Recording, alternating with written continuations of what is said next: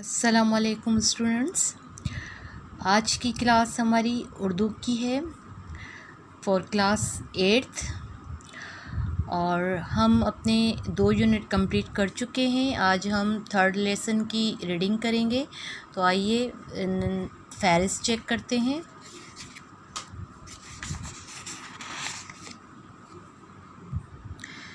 Students, ये हमारी फहरिस्त है। हम की रीडिंग कर चुके हैं, एक्सरसाइज की कंप्लीट कर चुके हैं, नात की भी एक्सरसाइज कंप्लीट कर चुके हैं। आज हम लेसन 3 हज़रत उमर फ़ारूक रज़ी अल्लाह ताला अन्हा की रीडिंग और एक्सरसाइज करेंगे। तो चलिए इसकी रीडिंग करते हैं पेज नंबर 13 पर।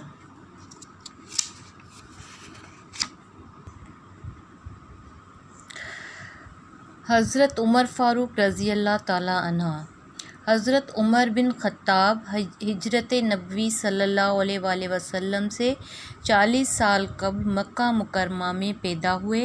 आपका सिलसिला 8वीं पुश्त पर हुज़ूर नबी अकरम सल्लल्लाहु अलैहि वसल्लम के सिलसिला नस्ब से जा मिलता है। हज़रत उमर रज़ी अल्लाह ताला अन्हा के आबाओ अजदाद सिफारती मनासिब पर फाइज थे और तिजारत भी करते थे। आप रज़ी अल्लाह ताला अन्हा मक्का के कुल 17 पढ़े लिखे अफराद में से एक थे। हज़रत उमर फ़ारूक रज़ी अल्लाह ताला अन्हा ने 27 साल की उम्र में इस्लाम कबूल किया। आप सल्लल्लाहु अलैहि वसल्लम के इस्लाम कबूल करने पर मुसलमानों की कुव्वत में बेपनाह इजाफ़ा हुआ। आप रज़ी अल्लाह ताला अन्हा खलीफ़ा अव्वल हज़रत अबू बकर सिद्दीक़ रज़ी अल्लाह ताला अन्हा के दौरे खिलाफत में मुशीर आला की हैसियत से काम करते रहे और फिर हज़रत अबू बकर सिद्दीक़ रज़ी अल्लाह ताला अन्हा की वफ़ात पर मुसलमानों के दूसरे खलीफा मुकर्रर हुए। आप रज़ी अल्लाह ताला अन्हा ने अपने 10.5 साला दौरे खिलाफत में इस्लाम की बेहतरीन खिदमत अंजाम दी और इस्लामी दुनिया को तरक्की से हमकिनार किया। हज़रत उमर फ़ारूक रज़ी अल्लाह ताला अन्हा के दौरे खिलाफत में एक रोमी सल्तनत का सफ़ीर शाहाना और पुरतफ़ाखुर लिबास ज़ेबतन किए हुए मदीना आया। इस सफ़ीर को अपनी सल्तनत की अज़मत और क़ुव्वत व शहामत पर भी बड़ा ज़ैम था। वो इस्लामी दुनिया के मरकज़ी शहर मदीना मुनव्वरा पहुंचा तो एक राहगीर से दरियाफ़्त किया, तुम्हारे खलीफा का महल कहाँ है?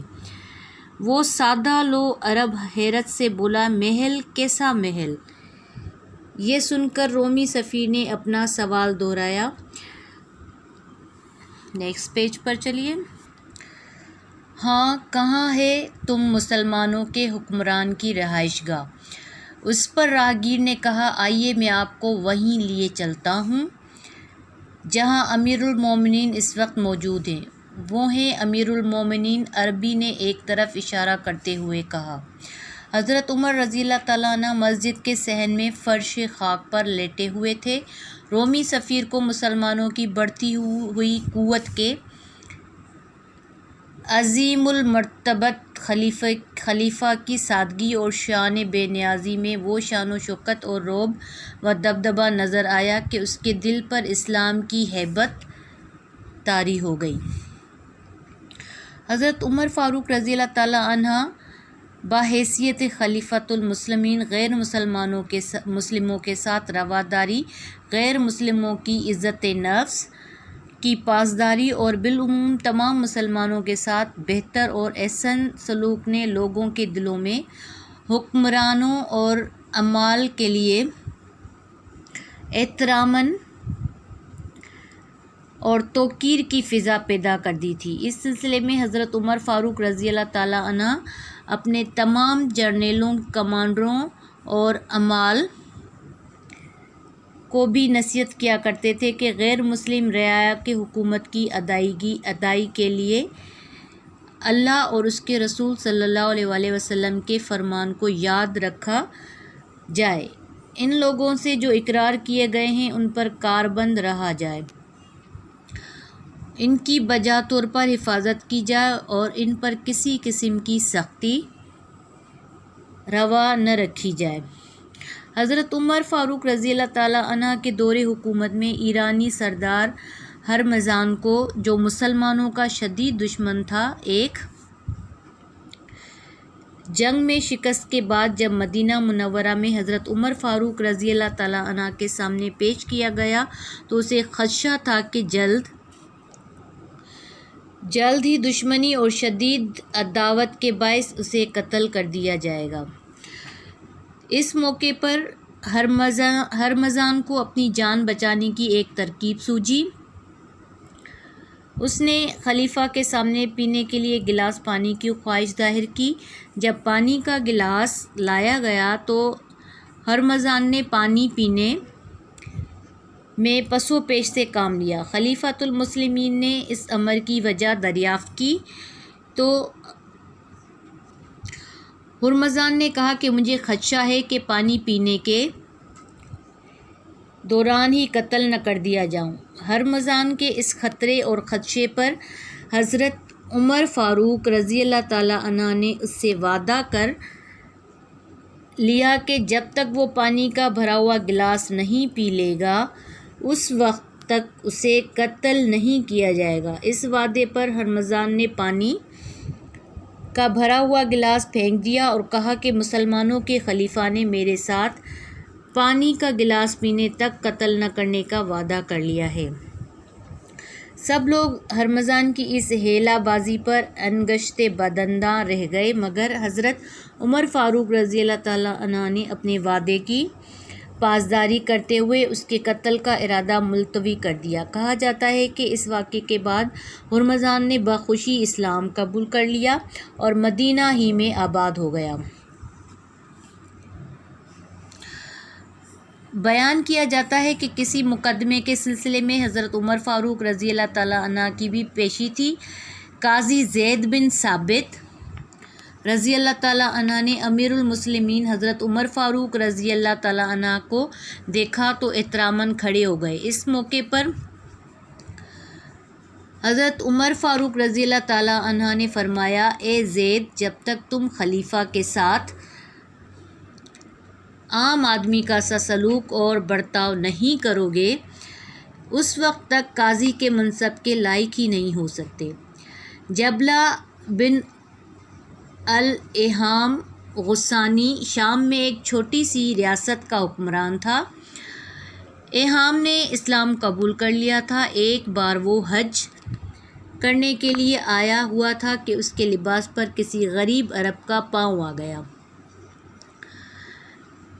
جبلہ نے اس عربی کے منہ پر تھپڑ دے مارا، اس پر عربی نے بھی اسے جواباً تھپڑ مار دیا۔ جبلہ اپنی اس بے عزتی پر حضرت عمر فاروق رضی اللہ تعالیٰ عنہ کے پاس پہنچا اور اس معمولی عربی کو قرار واقع سزا دینے کا مطالبہ کیا اور کہا کہ اس طرح کوئی ادنیٰ شخص میری اپنی ریاست میں ایسی گستاخی کرتا تو میں اس شخص کو ضرور پھانسی چڑھا دیتا۔ جبلہ کی اس بات پر حضرت عمر فاروق رضی اللہ تعالیٰ عنہ نے فرمایا، یقیناً اسلام سے پہلے عدل و انصاف کے ایسے ہی اصول و ضوابط رائج تھے، لیکن آج اسلام کی موجودگی میں حاکم و محکوم سب برابر ہیں۔ اسلام کی آمد سے قبل دیگر اقوام جو رومی اور ساسانی حکمرانوں کے زیر نگرانی تھیں، ان میں عام لوگوں کی حیثیت غلاموں سے بھی بدتر تھی۔ شام میں تو عیسائیوں کو اپنی ذاتی اراضی رکھنے کی بھی آزادی نہیں تھی۔ یہی نہیں بلکہ جب کبھی کسی عیسائی کی زمین پر قبضہ ہو جاتا تو اس زمین کا مالک بھی قبضے میں آ جاتا تھا۔ حضرت عمر فاروق رضی اللہ تعالیٰ عنہ کے دور خلافت میں ان ملکوں کو فتح کیا گیا تو محکوم لوگوں کی تمام زمینیں انہی کو لوٹا دی گئیں۔ آپ رضی اللہ تعالیٰ عنہ نے ایلیا کے عیسائیوں پر فتح حاصل کرنے کے بعد انہیں ہر طرح کا امن اور سکون فراہم کیا۔ یہی نہیں بلکہ انہیں اپنی عبادت گاہوں میں اپنے طریقوں کے مطابق عبادت کرنے کی پوری آزادی دی۔ مسلمانوں نے جو علاقے فتح کیے ان کی غیر مسلم آبادی ذمی کہلاتی تھی۔ کسی مسلمان کی مجال نہ تھی کہ کسی ذمی پر ظلم کرے، بلکہ مسلمانوں اور ذمیوں کے ساتھ یکساں سلوک کیا جاتا۔ حقیقت یہ ہے کہ حضرت عمر رضی اللہ تعالیٰ عنہ نے عوام کی عزت نفس اور فطری آزادی کی ہمیشہ پاسداری کی۔ خلیفۃ المسلمین حضرت عمر فاروق رضی اللہ تعالیٰ عنہ کو اپنی رعایا کا ہمیشہ خیال رہتا۔ آپ رضی اللہ تعالیٰ عنہ راتوں کی تنہائی میں بھیس بدل کر گلیوں بازاروں میں گشت کیا کرتے اور لوگوں کی ضروریات کا خیال رکھتے تھے۔ ایک رات گشت کے دوران مدینہ سے دور نکل گئے ایک گھر سے بچوں کے رونے کی آواز آ رہی تھی۔ قریب ہی ان کی ماں کچھ پکا رہی تھی۔ عورت سے پوچھا کہ کیا ماجرا ہے؟ اس نے بتایا گھر میں کھانے کو کچھ بھی نہیں ہے، میں نے بچوں کی تسلی کے لیے خالی ہانڈی چڑھا دی ہے۔ خلیفۃ المسلمین نے یہ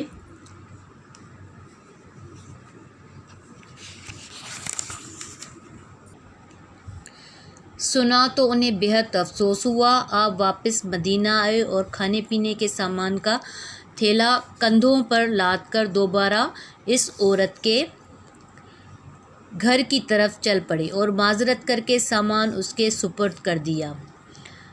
یہی نہیں بلکہ اگلے ہی دن عورت اور اس کے بچوں کی کفالت کے لیے ماہانہ وظیفہ مقرر کر دیا۔ حضرت عمر فاروق رضی اللہ تعالیٰ عنہ ہمیشہ لوگوں کی معاشرتی فلاح و بہبود اور سماجی مساوات پر خصوصی توجہ دیتے۔ یہ حضرت عمر فاروق رضی اللہ تعالیٰ عنہ کی مساوات ہی کا اعجاز تھا کہ یروشلم کے راہبوں نے بھی آپ رضی اللہ تعالیٰ عنہ کی اس عظمت کا اعتراف کیا اور وہ حیران رہ گئے جب آپ رضی اللہ تعالیٰ عنہ ایک فاتح کی حیثیت سے یروشلم میں داخل ہوئے تو اس وقت اونٹ پر غلام سوار تھا اور خلیفۃ المومنین خود اونٹ کی مہار تھامے ہوئے تھے۔ واقعہ یوں ہے کہ سواری کا اونٹ قدرے کمزور تھا اور وہ لمبے سفر میں دو مسافروں کا بوجھ سہارنے سے عاری تھا، لہٰذا مدینہ منورہ سے یروشلم تک کا سفر خلیفۃ المومنین اور ان کے ساتھی غلام نے باری باری ایک منزل پر سواری کرتے ہوئے طے کیا، گویا ایک آدمی سوار رہتا اور دوسرا اونٹ کی مہار تھامے ہوئے ساتھ ساتھ پیدل چلتا تھا۔ لہٰذا جب یروشلم پہنچے تو اس وقت غلام کی سواری اور خلیفۃ المومنین کی مہمار تھام کر پیدل چلنے کی باری تھی۔ یروشلم کے راہب عدل و انصاف اور معاشرتی انصاف کا یہ انوکھا منظر دیکھ کر حیران اور ششدر رہ گئے۔ حضرت عبد الرحمن بن عوف رضی اللہ تعالیٰ عنہ بتاتے ہیں کہ خلیفۃ المسلمین حضرت عمر فاروق رضی اللہ تعالیٰ عنہ ایک بار شہر سے باہر تشریف لے جا رہے تھے۔ میرے استفسار پر حضرت عمر فاروق رضی اللہ تعالیٰ عنہ نے بتایا کہ مدینہ میں ایک کارواں پہنچا ہے اور چونکہ اس کارواں کے افراد طویل سفر کے باعث تھکے ماندے ہیں، لہٰذا میرا فرض ہے کہ ان لوگوں کے مال اسباب کی نگہداشت کروں تاکہ وہ لوگ بے فکر ہو کر چند لمحے آرام کر سکیں۔ اس کے بعد حضرت عمر فاروق رضی اللہ تعالیٰ عنہ اس کارواں کی رات بھر نگرانی اور رکھوالی کرتے رہے۔ فجر کی نماز کا وقت ہوا تو آپ رضی اللہ تعالیٰ عنہ نے آواز دی، اے قافلے والو اٹھو، نماز کا وقت ہو گیا۔ جو ہی قافلے والے بیدار ہوئے، حضرت عمر فاروق رضی اللہ تعالیٰ عنہ واپس چلے آئے۔ وفات سے کچھ عرصہ قبل حضرت عمر فاروق رضی اللہ تعالیٰ عنہ نے حج کا فریضہ ادا کیا اور ذی الحج کی آخری تاریخوں میں واپس مدینہ پہنچے۔ فجر کا وقت تھا۔ حضرت عمر رضی اللہ تعالیٰ عنہ صبح کی نماز پڑھا رہے تھے کہ ایک مجوسی فیروز المعروف ابو لولو نے ذاتی عناد کی بنا پر آپ رضی اللہ تعالیٰ عنہ کو شہید کر دیا۔ شہادت کے بعد دنیا اسلام کے اس درخشندہ آفتاب کو آقائے انسانیت صلی اللہ علیہ وآلہ وسلم کے پہلو میں جگہ عطا ہوئی۔ تو اسٹوڈنٹ یہاں پر ہماری ریڈنگ کمپلیٹ ہوتی ہے اس لیسن کی۔ تو چلیے نیکسٹ پیج پر ہم اس کی ایکسرسائز چیک کرتے ہیں۔ اسٹوڈنٹ یہ ہماری لیسن نمبر 3 کی ایکسرسائز ہے۔ سب سے پہلا سوال ہے درج ذیل سوالات کے جواب دیں۔ اس میں 6 سوال دیے گئے ہیں۔ سوال نمبر 1 ہے حضرت عمر فاروق رضی اللہ تعالیٰ عنہ کب اور کہاں پیدا ہوئے؟ سوال نمبر 2 حضرت عمر فاروق رضی اللہ تعالیٰ عنہ کے آباء و اجداد کن مناصب پر فائز تھے؟ سوال نمبر 3 حضرت عمر رضی اللہ تعالیٰ عنہ کے عدل و انصاف اور سماجی مساوات کا مشہور واقعہ بیان کریں۔ سوال نمبر 4 غیر مسلم رعایا کے حوالے سے حضرت عمر فاروق رضی اللہ تعالیٰ عنہ اپنے جرنیلوں، کمانڈروں اور عمال کو کیا نصیحت کیا کرتے تھے؟ سوال نمبر 5 حضرت عمر رضی اللہ تعالیٰ عنہ نے اپنی پیشی کے دوران اپنے ہی احترام میں کھڑے ہونے والے قاضی سے کیا فرمایا؟ سوال نمبر 6 جبلہ کے گستاخانہ کلام کے جواب میں حضرت عمر رضی اللہ تعالیٰ عنہ نے کیا فرمایا؟ تو یہ 6 کوسچن کی ایکسرسائز ہم آپ کو سینڈ کر دیں گے، آپ اسے اپنی فیئر کاپی پر اتاریے۔ اس کے بعد کوسچن نمبر 2 ہے درست لفظ لگا کر خالی جگہ پر کریں۔ 5 خالی جگہ دی گئی ہیں۔ اس میں سب سے پہلے جو ہے وہ ہے حضرت عمر فاروق مکہ کے کل ڈیش پڑھے لکھے افراد میں سے ایک تھے۔ نمبر 2 عدالت کے قاضی نے خلیفۃ المسلمین کو دیکھا تو ڈیش کھڑے ہو گئے۔ نمبر 3 اسلام میں حاکم و محکوم سب ڈیش ہیں۔ نمبر 4 وعدے کی پاسداری کو دیکھتے ہوئے ڈیش نے اسلام بخوشی قبول کر لیا۔ نمبر 5 رومی سفیر کو اپنی ڈیش کی عظمت پر بڑا ظلم تھا۔ تو اسٹوڈنٹس یہ خالی جگہ بھی ہم آپ کو سینڈ کریں گے، آپ اسے بھی اپنی فیئر کاپی پر اتاریں گے۔ اس کے بعد کوسچن نمبر 3 ہے اعراب لگا کر تلفظ واضح کریں۔ زعم، ششدر، نبوت، میسر، معذرت، اعتراف، ان میں ہمیں اعراب لگانے ہیں۔ اعراب لگا کے ہمیں اپنی بک میں ہی ان کو فل کرنا ہے۔ اس کوسچن کو ہمیں کاپی پر اتارنے کی ضرورت نہیں ہے۔ کوسچن نمبر 4 درست بیان کے سامنے صحیح اور غلط کے سامنے غلط لگائیں۔ اس میں آپ نے جو ہے